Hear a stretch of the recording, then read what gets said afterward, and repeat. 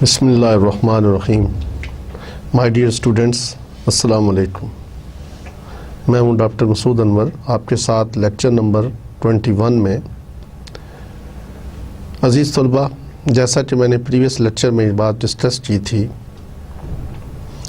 कि simple linear regression से क्या मुराद है, what we do in regression और किस पर्पस के लिए हम इसको यूज़ करते हैं, और उसमें हमने मल्टीपल रिग्रेशन को डिस्कस किया था।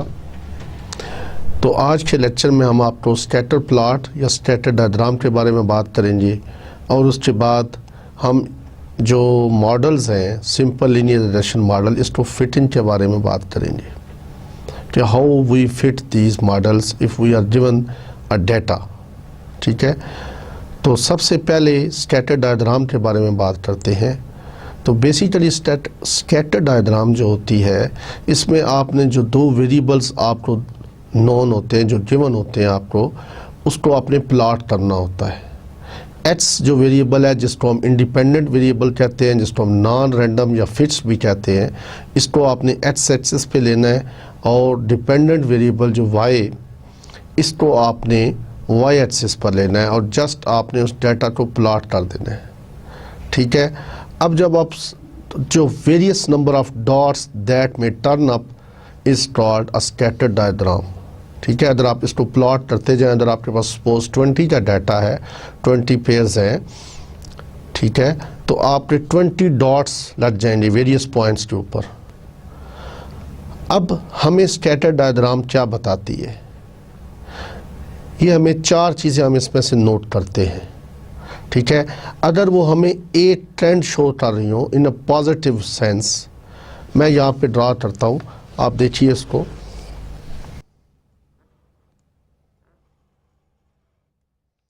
ठीक है, यानी वेरियस एक्स एक्सिस के ऊपर मैंने एक्स लिया, यानी कि हमारा जो इंडिपेंडेंट वेरिएबल है, और वाई को मैंने वाई एक्सिस के ऊपर लिया। अब हमारे पास जो वैल्यूज़ गिवन थी वो एक्स और वाई का पेयर गिवन है। सपोज ये हमारे पास वैल्यूज़ गिवन है जिसमें डिफरेंट कुछ वैल्यूज़ हैं, जिसको मैं यहाँ पे प्लॉट करता हूँ, और कुछ शेप इस तरह की बनती है।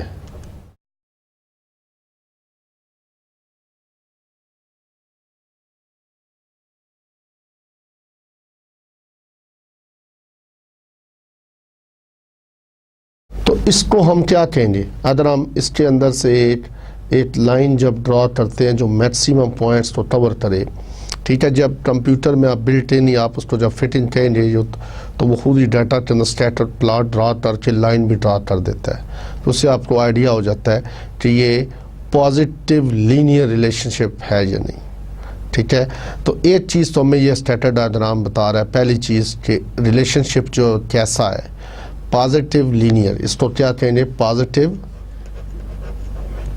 लीनियर। ठीक है, और अगर ये शेप कुछ इस तरह बने,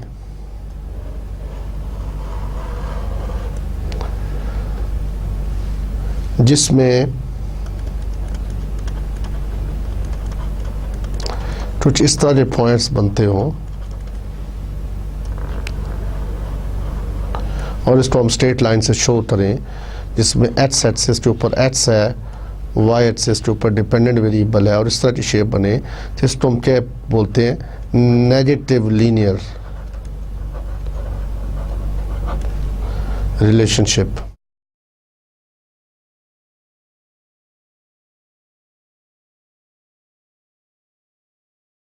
क्या कहते हैं इसको, नेगेटिव लीनियर रिलेशनशिप, और ये पॉजिटिव लीनियर रिलेशनशिप। और अगर एक फिगर बनाता हूँ नेट्स में, देखिए सपोज अगर हमारे पास एक डाटा है जिसका मैं स्कैटर प्लॉट बनाता हूँ, और वो कुछ इस तरह की शेप बनती है।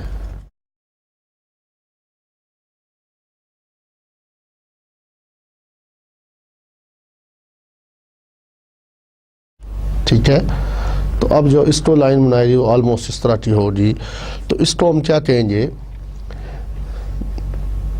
Curvy linear.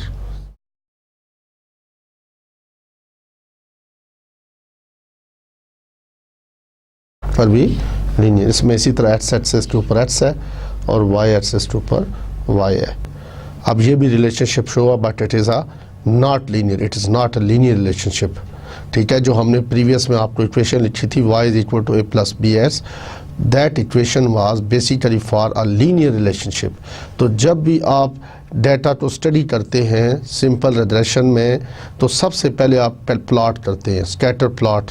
ठीक है, तो ये मैंने 3 फिगर्स बनाई हैं, जिसमें थर्ड पर ये फिगर बनी, ये सारे स्कैटर प्लॉट्स हैं। डाटा को फीड किया गया, एक्स और वाई पॉइंट्स को ड्रॉ कर दिया गया है। और अगर ये फेस इस तरह की एक फिगर बने जिसमें कोई पैटर्न ना हो, वैल्यूज़ कुछ इस तरह पड़ी हुई हैं, ठीक है, कोई पैटर्न इसमें नहीं बन रहा, कुछ इस तरह की है, ये y है और ये इसी तरह ये x है, तो इसमें हम कहेंगे द नो रिलेशनशिप।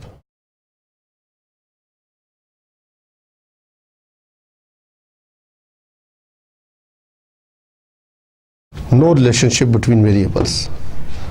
ठीक है, इसको क्या कहेंगे, नो रिलेशनशिप बिटवीन वेरिएबल्स। तो आपने इस तरह 4 तरह के पैटर्न देखे जब हम स्कैटर प्लॉट को ड्रॉ करते हैं, तो देयर कैन बी। ठीक है, अब हमें जो इक्वेशन मैंने लास्ट टाइम भी लिखी थी y is equal to a plus B H, ये उस टाइम हम यूज़ कर सकते हैं जब रिलेशनशिप लीनियर हो। It is not valid for curvilinear, जैसा कि ये फिगर नंबर हमने 3 में इसको शो किया। ये देखिए आप, ये 3 में, ये थर्ड पे थी, इसी तरह ये फोर्थ है और फर्स्ट 2 आप पहले देख चुके हैं। तो थर्ड के अंदर ये कर्वी लीनियर बन रहा है, it is not a linear relationship. और फोर्थ के अंदर तो नो रिलेशनशिप आ रहा है ना। ठीक है, तो ये पहला स्टेप होता है जब भी रिग्रेशन प्रॉब्लम सॉल्व करनी हो, तो पहला स्टेप होता है कि आप उसका स्कैटर प्लॉट ड्रॉ करें। स्कैटर प्लॉट में सिंपली क्या होता है, एक्स और वाई को स्केल लेकर प्लॉट कर दो, पॉइंट्स लगा दो। एक्स की वैल्यू सपोज 20 है, वाई की वैल्यू 19 है, तो आप एक्स एक्सिस के ऊपर 20 देखो, वाई एक्सिस पर 19 देखो, उसके सामने जाकर एक डॉट लगा दो। इसी तरह अगर 23 है तो x पे 23 में देखो, y जो है सपोज 25 है तो 25 में देखकर एक आप डॉट लगा दें, पॉइंट लगा दें। ठीक है, तो इस तरह जो various number of points that में turn up, it is called a scatter plot, a scatter diagram. ठीक है, तो ये आपने काम करना होता है, बिकॉज अगर हमें यहाँ से आइडिया होता है कि हम कौन सा मॉडल यूज़ करेंगे, रिग्रेशन, सिंपल लीनियर रिग्रेशन हम यूज़ करेंगे या नहीं करेंगे। अदर कर्वी लीनियर हो तो फिर हम यूज़ नहीं कर सकते, उसके लिए we have some other methods. ठीक है, कुछ और कर्व्स हैं, कुछ और हमारे पास मेथड्स हैं, उसको हम यूज़ करते हैं। अजीज़ तलबा, नेक्स्ट कुछ प्रॉपर्टीज़ हैं जो मैं सॉल्व कर रहा हूँ आपके सामने। कुछ प्रॉपर्टीज़ जिनको वेरीफाई करना होता है, या आप सिर्फ आपको इसका पता होना चाहिए। प्रॉपर्टीज़ ऑफ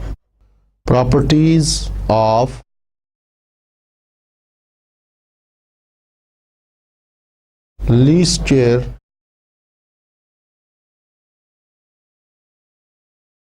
इसको सिंपल रिग्रेशन लाइन भी कह देते हैं, लीस्ट स्क्वायर रिग्रेशन लाइन भी कह देते हैं।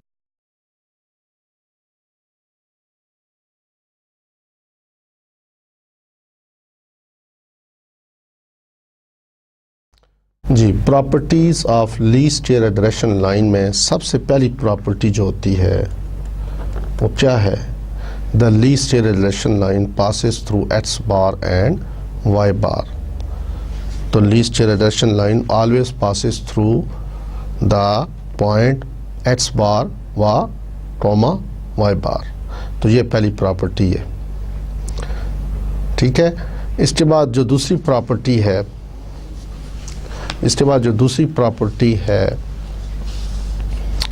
the sum of the deviations of the observed values yi from the least square regression line is always equal to 0. ठीक है, तो y minus y hat summation y minus y hat is always equal to 0. ये दूसरी property है। और third property क्या है, the sum of the square of the deviations of the observed values from the least square regression line is minimum. Sum of the square deviations of the observations from the least regression line is minimum, यानी sum of y minus Y hat whole square is minimum. यानी दूसरी property क्या है, sum of y minus Y hat is equal to 0, और तीसरी property क्या है, sum of y minus Y hat square is minimum.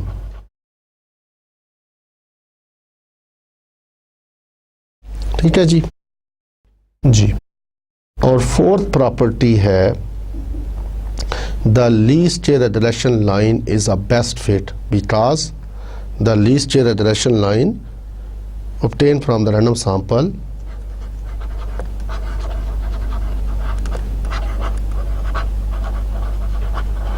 the least square regression line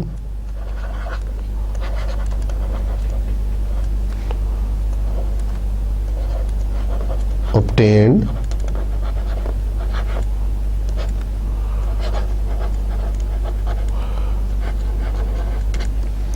the least square regression line obtained from the random sample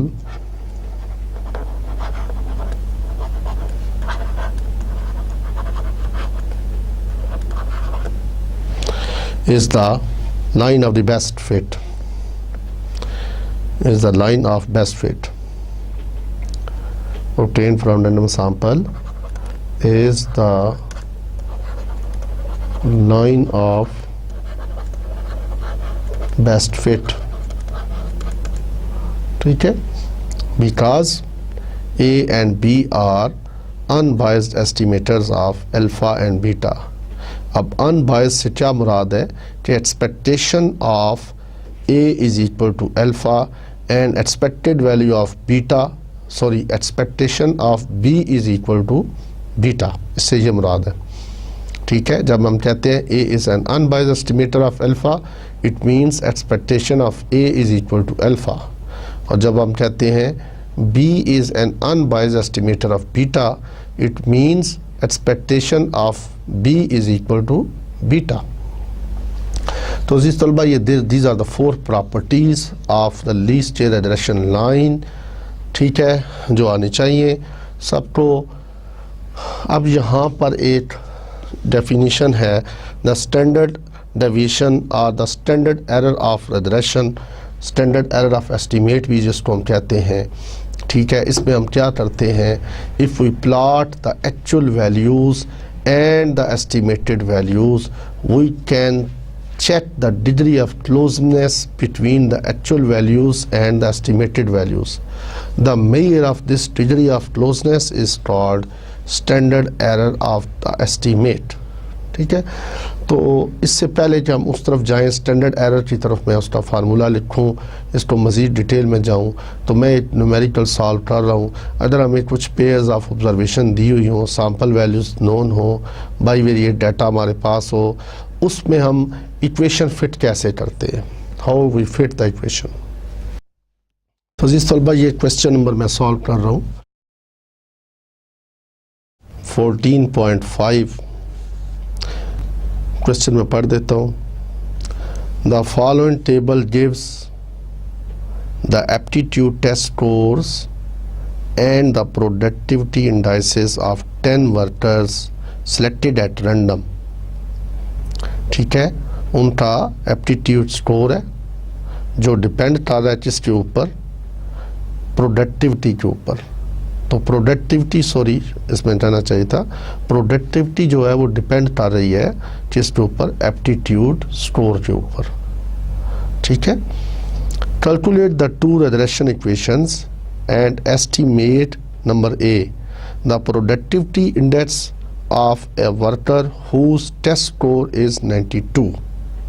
ठीक है, तो हमने यहाँ पर प्रिडिक्शन करनी है कि अगर उसका टेस्ट स्कोर 92 हो तो क्या होगी, प्रोडक्टिविटी इंडेक्स क्या होगा। इसी तरह बी में कहता है the test score of workers whose productivity index is 75। ठीक है, तो प्रोडक्टिविटी इंडेक्स अगर 75 हो तो टेस्ट स्कोर क्या होगा, बी पार्ट में ये बताना है हमें। ठीक है,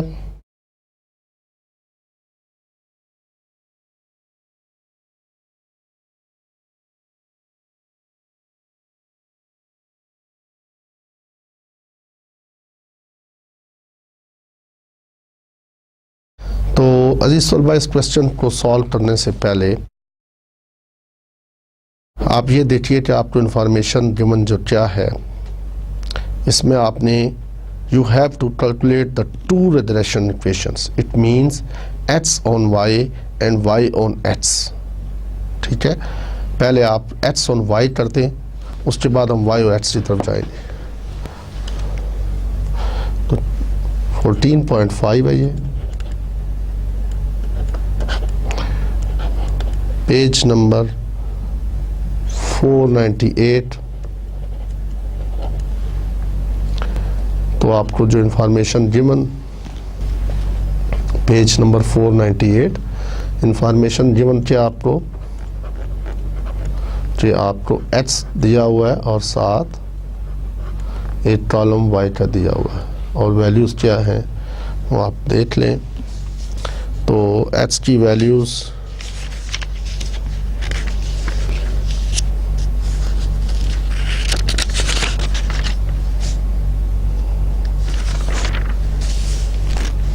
सिक्सटी,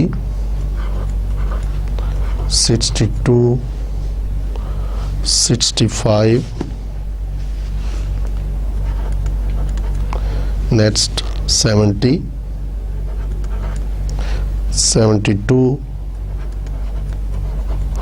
48, 53, 73 and 65, 82. तो these are basically 10 values, 10 pairs हैं और y की वैल्यूज़ क्या है, 68, next 60, 62, 80 and 85, उसके बाद 40, 52, उसके बाद नेक्स्ट 62, 60 एंड 81।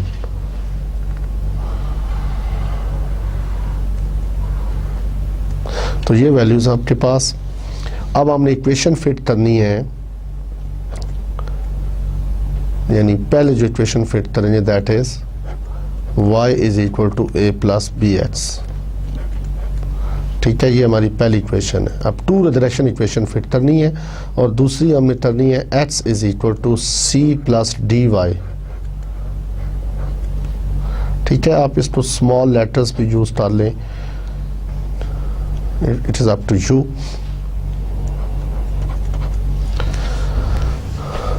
तो जब मैं मॉडल 1 फिट करूँगा तो उसके लिए मुझे कौन से कॉलम चाहिए, because definition of a is equal to y bar minus B X bar. इसी तरह इसको मैं स्मॉल लेटर से यूज़ कर लेता हूँ। ठीक है, और यहाँ पे भी अब इसको स्मॉल कर ले। इसी तरह b जो होगा that will be n summation x Y minus summation X into summation y divided by n summation x square minus summation x whole square। ठीक है, अब आप देखिए इसमें आपको कौन से कॉलम चाहिए। इसका यहाँ से हमें जो चीज़ नज़र आ रही है कि वी नीड एक्स वाई, हमें एक कॉलम एक्स वाई चाहिए, एक हमें एक्स स्क्वायर चाहिए और एक हमें कॉलम चाहिए वाई स्क्वायर का। तो ये 3 कॉलम आपको बनाने होंगे इसको सॉल्व करने के लिए। ठीक है, X Y means 60 multiply with 68, तो उसको यहाँ रखते हैं। एक्स स्क्वायर मीन्स 60 का स्क्वायर, वाई मीन्स 68 का स्क्वायर, और सारे ऐड होने के बाद नीचे आएंगे। अब आप जब इसको सिंप्लीफाई करेंगे तो वाई बार तो ऑलरेडी आपको पता है किसके इक्वल है, Y bar is equal to summation Y over N. यहाँ पर एन क्या है, 10। How many pairs, N. ठीक है, तो 10 पेयर्स हैं तो n की वैल्यू 10 है, नॉट 20। ठीक है, और समेशन x भी आ जाएगा, समेशन y भी आ जाएगा। तो a और b की वैल्यू हमने फाइंड की, तो a की वैल्यू आई हमारे पास दैट इज़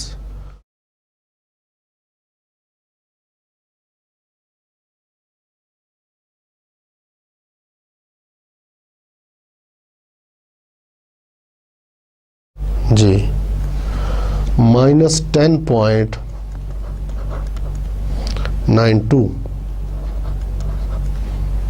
ठीक है, और बी की वैल्यू हमारे पास है 1.168,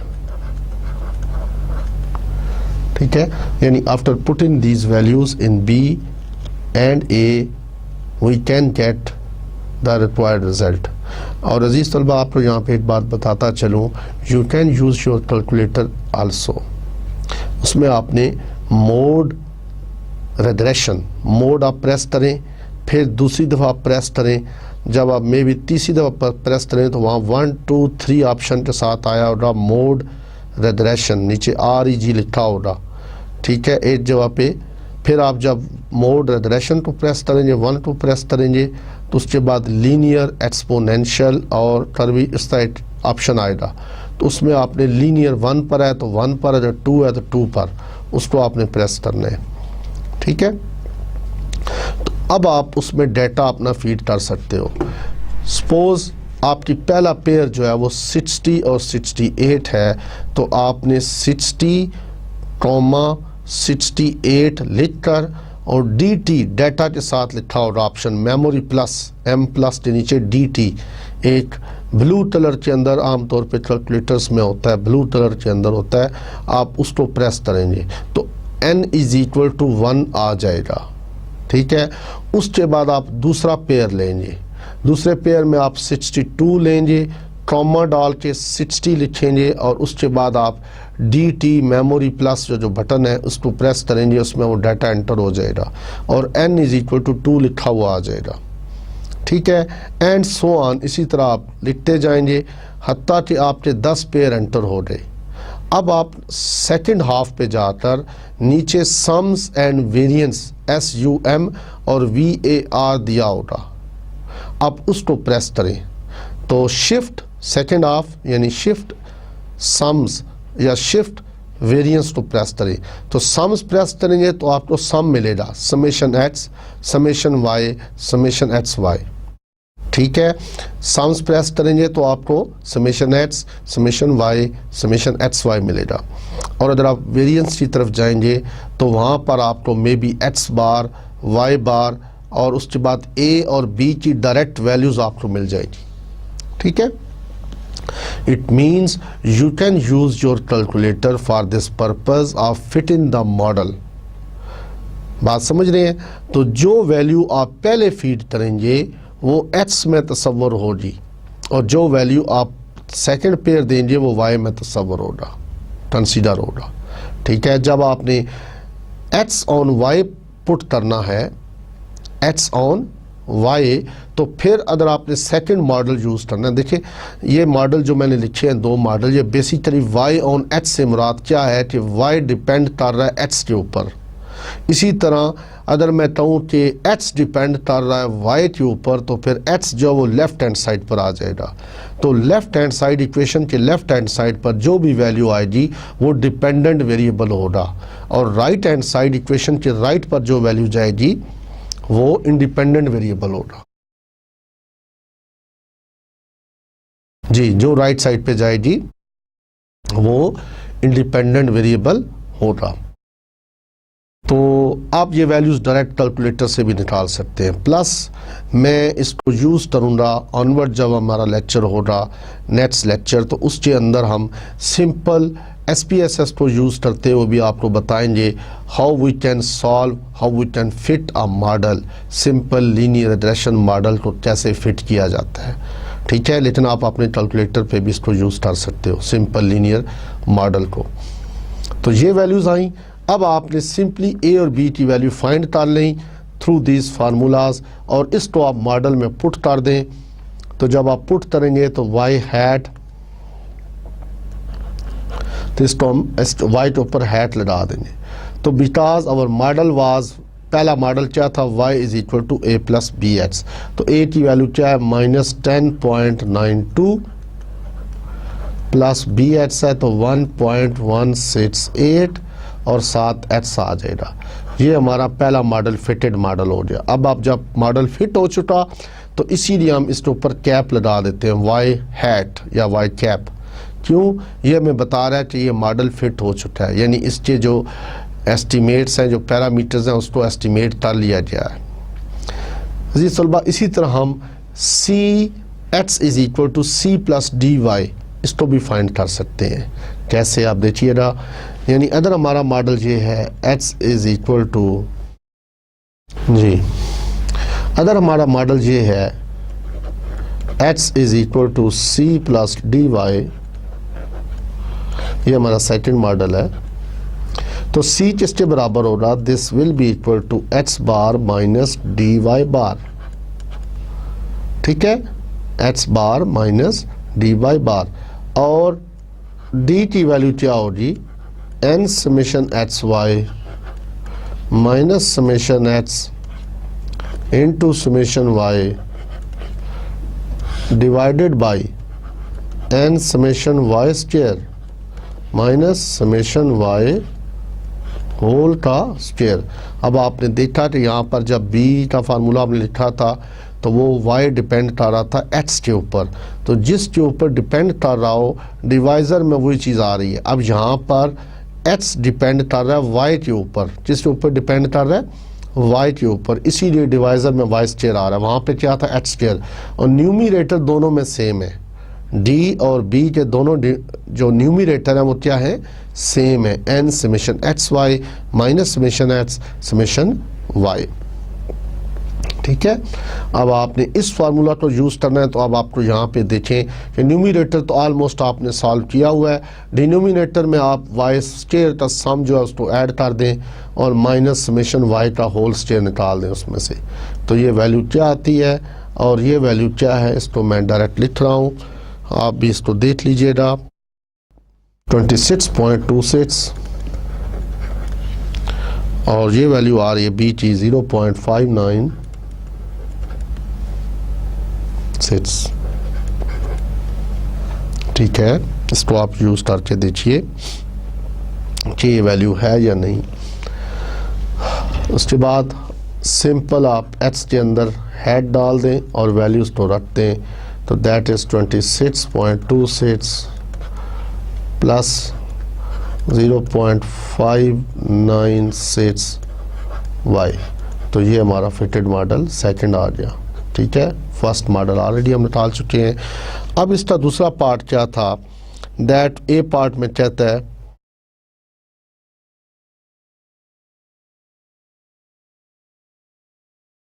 जी हुज टेस्ट स्कोर इज, अगर एक्स की वैल्यू ये पता हो 92 हो तो वाई की वैल्यू क्या हो रही, जैसा कि मैंने आपको पहले भी बताया था कि ये रिग्रेशन मॉडल का जो बेसिक पर्पज़ है for the purpose of prediction, हम मॉडल इक्वेशन फिट कर देते हैं और किस पर्पज़ के लिए यूज़ करता है, फॉर प्रिडिक्शन, फ्यूचर के लिए वैल्यूज़ को प्रिडिक्ट करने के लिए, वाई डिपेंडेंट वेरिएबल की वैल्यूज़ को प्रिडिक्ट करने के लिए। Independent variable is a fix variable, independent variable तो वो हम अपनी मर्ज़ी से कम ज़्यादा कर सकते हैं, वो आप रख के हम देखते हैं कि फ्यूचर में क्या होगा। ठीक है, अब वो कह रहा है कि अगर एक्स की वैल्यू 92 हो तो वाई की वैल्यू क्या होगी, तो जो पहला हमने मॉडल फिट किया था आप उसके अंदर इसकी वैल्यूज को पुट कर दें, तो वाई हैट की वैल्यू क्या होगी जी, तो this is basically minus 10.92 plus 1.168 और मल्टीप्लाई विद 92, इसको आप सिंप्लीफाई करें, तो सिंप्लीफाई होने के बाद ये वैल्यू आ रही है 96.536 96.536। तो ये आपने प्रिडिक्शन कर दी कि अगर आपका टेस्ट स्कोर ये हो तो फ्यूचर की वैल्यू डिपेंडेंट वेरिएबल की ये हो सकती है। इसी तरह जो सी पार्ट था, B part, the test score of a worker whose productivity index is 75, whose productivity index is 75। तो अब आप सेकंड मॉडल के अंदर ये जो हमने फिट किया है इसमें आप एक्स हैट की वैल्यू को प्रिडिक्ट करना है, जबकि वाई की वैल्यू गिवन है 26.26 0.596 मल्टीप्लाई विद 75, तो 75 को मल्टीप्लाई करने के बाद देखें क्या वैल्यू आती है, तो दिस वैल्यू बिकम्स 70.96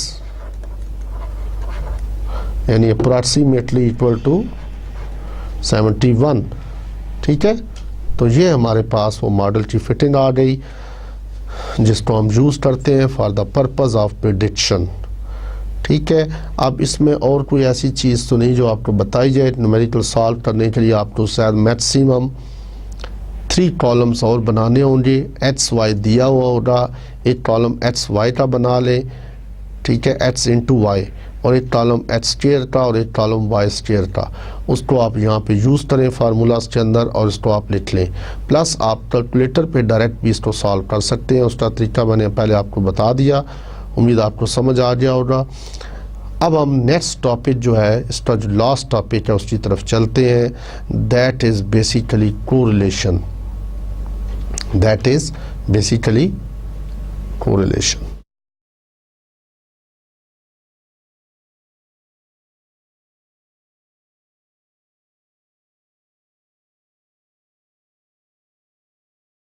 ठीक है, अच्छा, रिग्रेशन के अंदर आपने change in the dependent variable देखी ड्यू टू इंडिपेंडेंट वेरिएबल। ठीक है, रिग्रेशन में आपके पास 8 डिपेंडेंट वेरिएबल था, 8 इंडिपेंडेंट वेरिएबल था। But if we want to see the strength of association between the 2 variables, ठीक है, तो हम क्या करते हैं, we should have a measure and that measure is called coefficient of correlation। तो correlation क्या है कि वह एक वेरिएबल और दूसरा वेरिएबल आपस में किस तरह एक दूसरे के साथ जकड़े हुए हैं, किस तरह जुड़े हुए हैं, उनके दरमियान एसोसिएशन को मेजर करता है। ठीक है, एक वेरिएबल और दूसरे वेरिएबल के दरमियान जो स्ट्रेंथ ऑफ एसोसिएशन है उसको मालूम करता है कोरिलेशन। सपोज हम हाइट और वेट के दरमियान कोरिलेशन फाइंड कर सकते हैं। ठीक है, अगर एक वेरिएबल बढ़ रहा हो और दूसरा वेरिएबल भी साथ बढ़ रहा हो, it means there is a positive correlation. It means there is a positive correlation. और अगर एक वेरिएबल बढ़ रहा हो और दूसरा कम हो रहा हो तो it means there is a negative correlation. ठीक है, तो कोरिलेशन क्या है? It is basically the strength of association between 2 variables. Correlation is strength of association between 2 variables. It can be positive, it can be negative. In case of, and it lies, basically we measure it by a correlation coefficient, which we called also as Pearson's product moment correlation coefficient. We should have a measure that is called Pearson's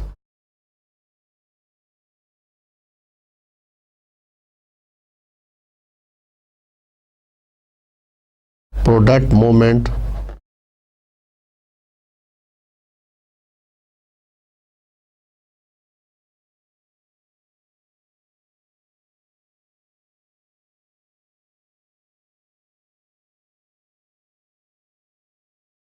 coefficient, और इसको हम denote करते हैं small are के साथ। ये measure करता है the strength of association between 2 variables. It measures the strength of association between 2 variables. अब इसका फार्मूला क्या है? This is basically n summation x Y minus summation x into summation Y divided by n summation h square minus summation h whole square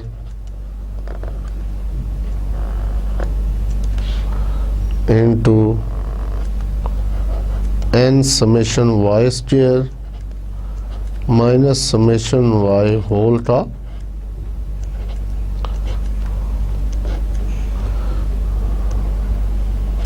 ठीक है। तो ये इसका formula है। न्यूमरेटर वही है जो बी में आप यूज़ करते थे या डी में यूज़ किया है। और इसका डिनोमिनेटर में चेंज आती है, वो दोनों की प्रोडक्ट आ जाती है। मैं इसको भी एक्सप्लेन कर देता हूँ। And r lies between -1 and +1, ठीक है, आर लाइज बिटवीन -1 एंड +1। इसकी मैक्सिमम वैल्यू +1 हो सकती है और इसकी मिनिमम वैल्यू जो है वो -1 हो सकती है, -1.1 भी नहीं हो सकती, ठीक है। It should be remembered that r lies between +1 and -1। अगर आर की वैल्यू +1 आ जाए, यानी इसको सॉल्व आप डेटा करें, it means there is a perfect positive correlation between the two variables. Two variables के दरमियान परफेक्ट पॉजिटिव कोरिलेशन है।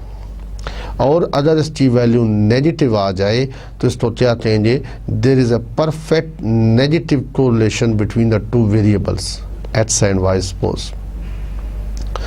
तो अदर वैल्यू 0 आ जाए, if it means there is no relationship between the variables, it means there is no relationship between the variables. तो अजीज तलबा, r basically जो प्रोडक्ट मोमेंट कोरिलेशन कोफिशिएंट है, ये बेसिकली हमें सिर्फ स्ट्रेंथ ऑफ एसोसिएशन बताता है और इसको हम आगे फर्दर पर्पसेस के लिए यूज़ करते हैं कि दो वेरिएबल्स के दरमियान कितना रिलेशनशिप है, किस तरह का रिलेशनशिप है। जितना ये वैल्यू 1 की क्लोज होती जाएगी, यानी कि 0.9, 0.91, 0.8, 0.85 and so on, it means it is showing there is a strength, maximum strength, यानी कि बहुत ज़्यादा एसोसिएशन नज़र आ रही है। और जितनी ये वैल्यू कम होती जाएगी, इट मीन्स इतनी एसोसिएशन कम है। डाटा के दरमियान दो वेरिएबल्स जो हैं उनके दरमियान ख़ास एसोसिएशन नहीं है, ठीक है। अब इसकी कुछ प्रॉपर्टीज़ हैं। तो सबसे पहली प्रॉपर्टी क्या है, that r lies between -1 and +1, ठीक है। तो कोरिलेशन को मैंने डिफाइन कर दिया, वो आपको आइडिया हो गया। कोरिलेशन को हम किससे मेजर करते हैं उसका भी आपको पता चल गया। इसको हम प्रोडक्ट मोमेंट कोरिलेशन का पियर्सन ने बेसिकली इसको फाइंड किया था, उसी के नाम से है, ठीक है। नॉर्मली हम कोफिशिएंट ऑफ कोरिलेशन कह देते हैं या कोरिलेशन कोफिशिएंट कह देते हैं, ठीक है। इसको हम स्मॉल आर के साथ डिनोट करते हैं। ये सैंपल डाटा के लिए। अगर हम पॉपुलेशन डाटा लें तो उसके लिए हम पॉपुलेशन डाटा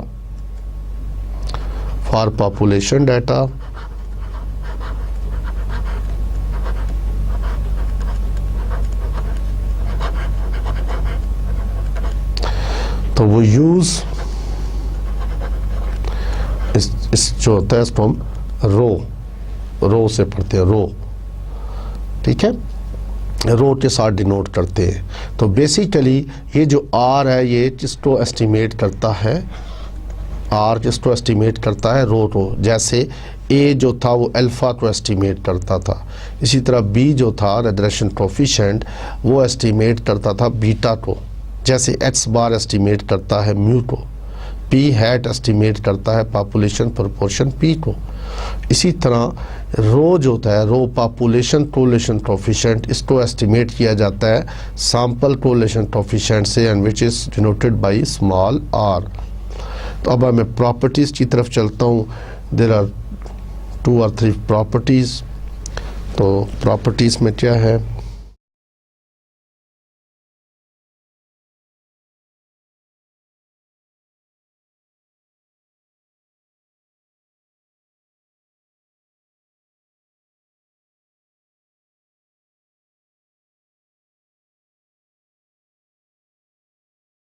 ठीक है। तो पहली प्रॉपर्टी क्या है, the correlation coefficient lies between -1 and +1।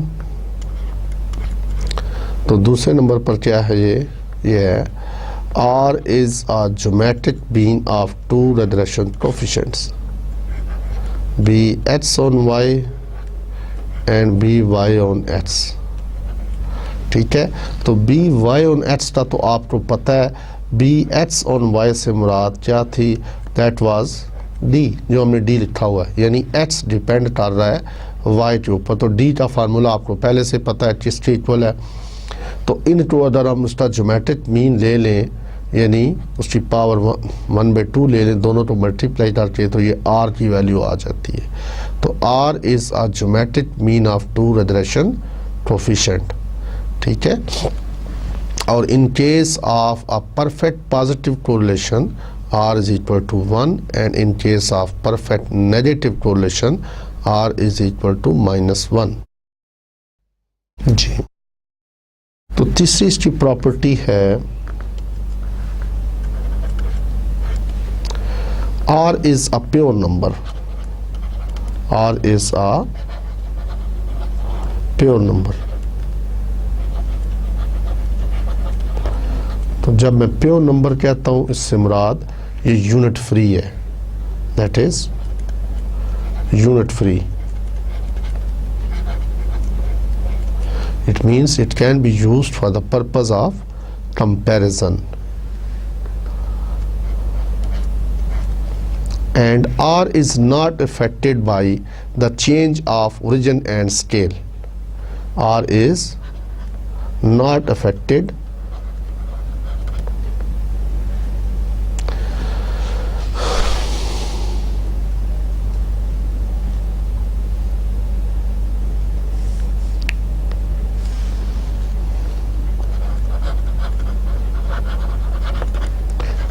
by change of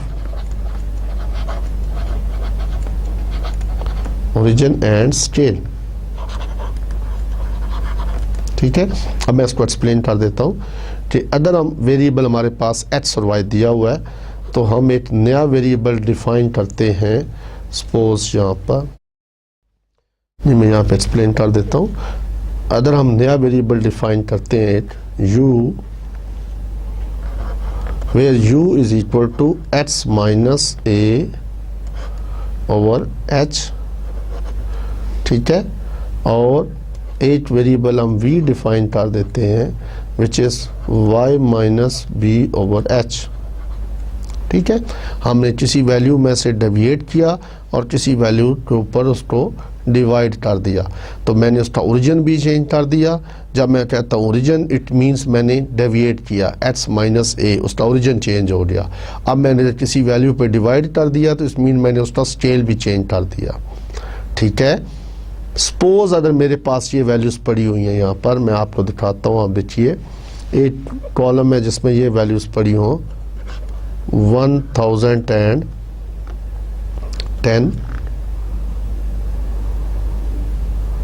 10,010, इसी तरह 10,020, 10,030 एंड सो ऑन। तो मैं एक वेरिएबल अगर डिफाइन करूं u which is x minus 10,000 और डिवाइडेड बाई 10 कर दूं, ठीक है। मैंने उसका ओरिजिन चेंज किया, कैसे? a जो था वो 10,000 ले लिया और h जो है वो 10 ले लिया। तो अब आप देखिए इसमें से जब माइनस करूँगा तो यहाँ पर 1 आ जाएगा। इसी तरह जब इसको करूँगा तो यहाँ पर 2 आएगा, इसी तरह यहाँ पर 3 आएगा एंड सो ऑन। ये जस्ट मैंने एग्जांपल कोड किया है। इसी तरह हम y को डिफाइन करें। सपोज y की कुछ वैल्यूज़ हों और y के साथ हम v को डिनोट करें। सपोज मैं कहता हूँ y minus 2000 divided by 10। Suppose ये वैल्यूज़ कुछ हमारे पास दी हुई हैं उसमें से। तो अब हमारे पास क्या वैल्यूज़ आती हैं, वो ये y की, u की और v की वैल्यूज़ आ जाएंगी, v की वैल्यूज़ आ जाएंगी। अब बजाय इसके कि मैं x और y के दरमियान कोरिलेशन फाइंड करूं, I can find the correlation between u and v। It will be easier because हमारे पास अब कैलकुलेशन करने के लिए सिर्फ 1 2 3 1 2 1 2 इस तरह की वैल्यूज़ आ रही हैं। इसका स्क्वायर करना, इनको आपस में मल्टीप्लाई करना और सम करना आसान होगा। ये उस वक्त ये फार्मूला बने शॉर्ट जबकि कैलकुलेटर नहीं होता था, ठीक है।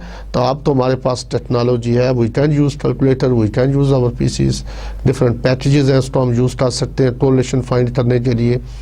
लेकिन अब आपको पता होना चाहिए कि अगर आप change of origin and scale करें तो आर फाइंड करें, यानी मैं एक्स और वाई के दरमियान कोरिलेशन कोफिशिएंट फाइंड करूं तो उसका रिजल्ट भी वही होगा जो u और v के दरमियान। तो इसको मैं यूँ लिख सकता हूँ r x y is equal to r u v. ठीक है, तो ये हमारी प्रॉपर्टी है 4 के आर एच वाई, यहाँ पे आप लिख सकता हूँ r h on y is equal to r u on we.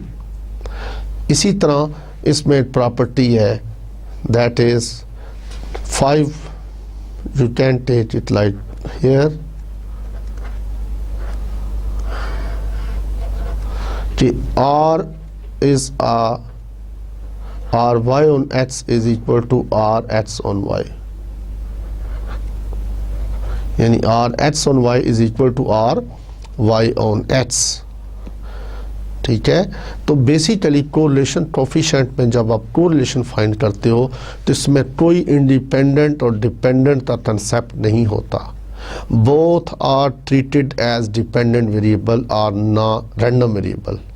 ठीक है, both are treated as random variable, दोनों एक दूसरे के ऊपर इंटरडिपेंडेंट होते हैं।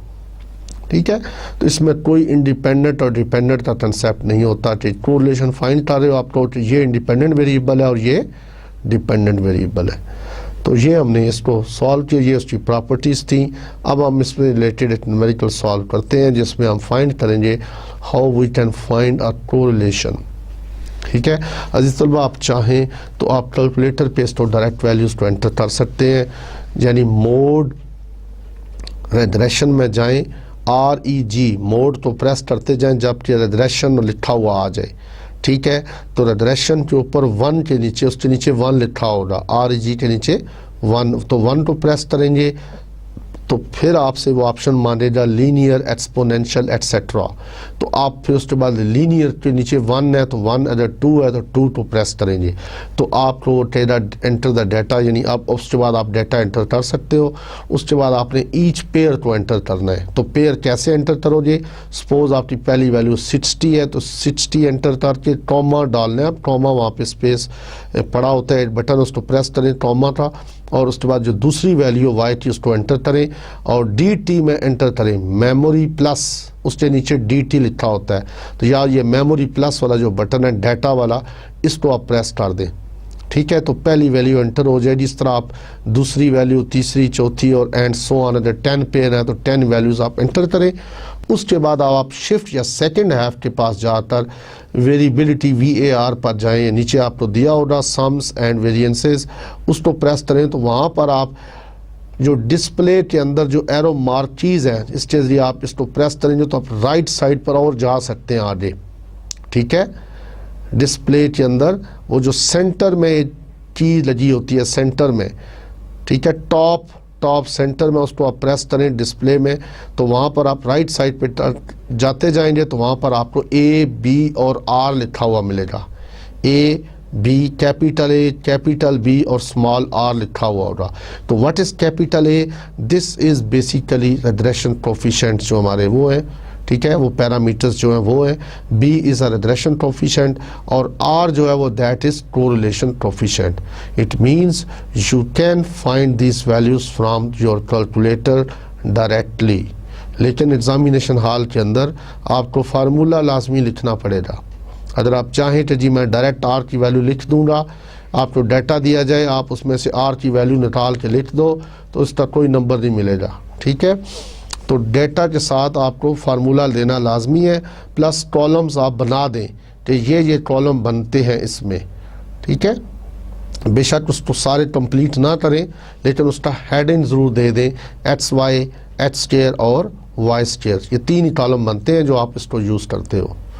ठीक है जी, तो अब मैं एक क्वेश्चन सॉल्व करता हूँ इससे रिलेटेड, जो जिसमें हम R की वैल्यू फाइंड करेंगे। हमें तो डाटा दिया होगा, एक्सरसाइज में से मैं जा रहा हूँ उसमें से देखता हूँ। तो एक्सरसाइज है ये क्वेश्चन नंबर 13.2,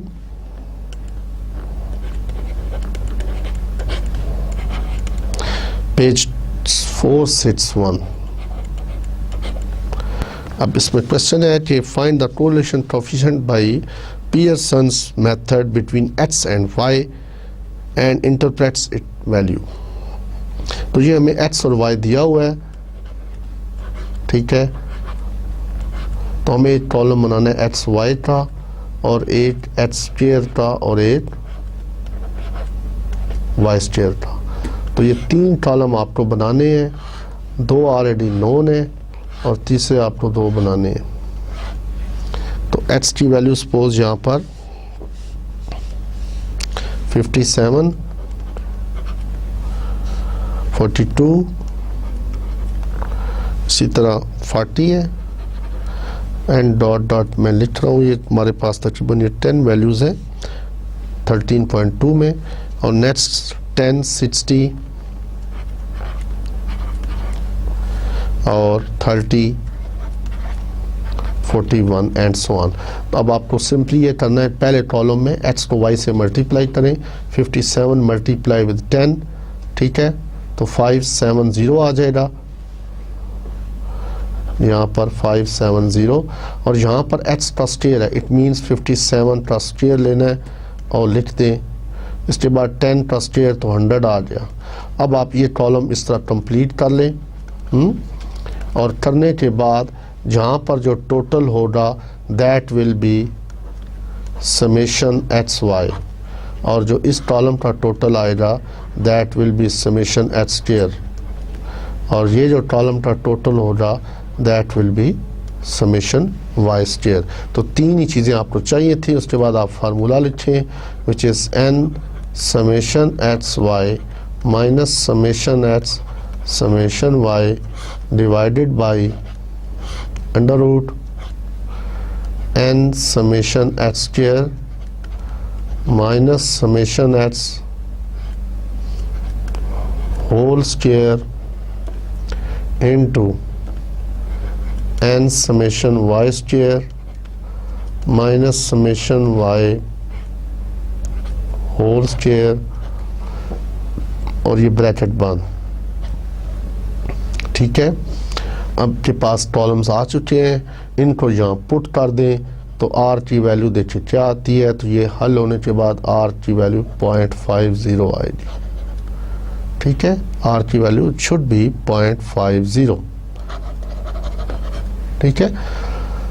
तो आपने इसमें क्या देखा, it means there is a moderate correlation coefficient, ठीक है।